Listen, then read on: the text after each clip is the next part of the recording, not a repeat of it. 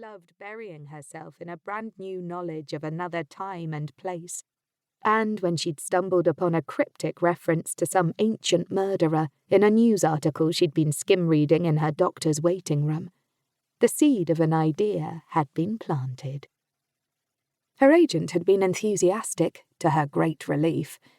She'd been apprehensive about mentioning the prospect to him. It felt like a pretty significant genre shift to go from contemporary mystery novel to historical mystery. But Jake's dark eyes had widened with delight, and he'd clapped his hands together, flashing her that toothy smile that meant either he was trying to get on her good side before breaking some bad news, or that he was honestly enthusiastic about the idea. And it had turned out to be the latter. She'd started drafting the book at once, but as work had gone on, it had become clear that she'd need much more research than a half-remembered article in a magazine. Books about the era were well and good, but what she really needed were facts about the murderer himself. All she could find in most of the books she read were vague references to poisonings. The best source she found was in a collection of essays about various unsolved murders throughout history. The majority of the book was taken up by accounts of Jack the Ripper, but the Dunscaith killer with whom she'd become so rapidly obsessed had a few pages to himself as well.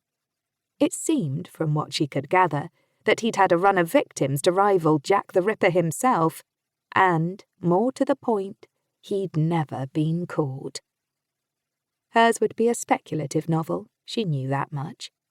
But her inventions were only going to take the place of information that wasn't available. Details that had been lost to time, like the identity of the killer, and how exactly it was that he'd gotten away with his crimes. But, aside from that, she was determined to make this new novel as historically accurate as possible.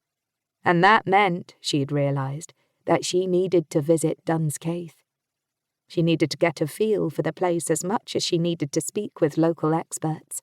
And to her surprise, when she'd mentioned the idea of travelling to Jake, he'd nodded like it was the most natural thing in the world. "Of course, research is essential. And tax-deductible," he added with that flashy smile of his. "When are you going? Let me help plan the trip."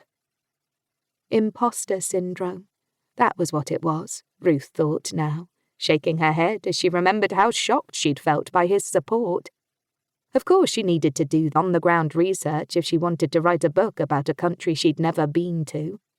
Of course it made sense to fly her out for the trip. The publishing house had even covered a chunk of her expenses, which had shocked her. But she couldn't help but wonder if maybe she'd been a little conservative in what she'd asked for. The publishers certainly made enough money off her books, and if this one was a success, which she certainly intended for it to be, they'd definitely see a sizable return on their investment. Maybe she shouldn't have booked the absolute cheapest flight she could have found, on reflection.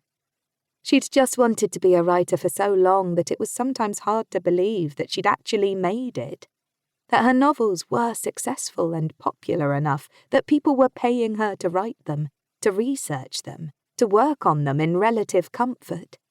Gone were her days of scrimping and saving, of working 10-hour shifts in crappy bars to afford rent on her shitty one-bedroom apartment, scrounging what time she could to feverishly submit her short stories to any magazine that had expressed interest, sending portfolio after portfolio to agents and publishing houses, amassing a sizable collection of polite and encouraging rejection letters.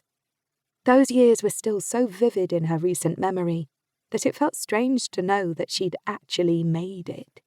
She was a writer, not an aspiring writer, not an emerging writer, but an established professional novelist with an agent and a contract and a comfortably full bank account. Still, too late for regret now.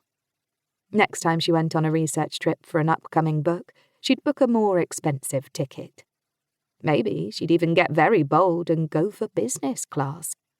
Maybe she'd be able to afford it out of her own pocket. She grinned to herself a little as she shifted in the tiny, economy-sized seat, trying to ease some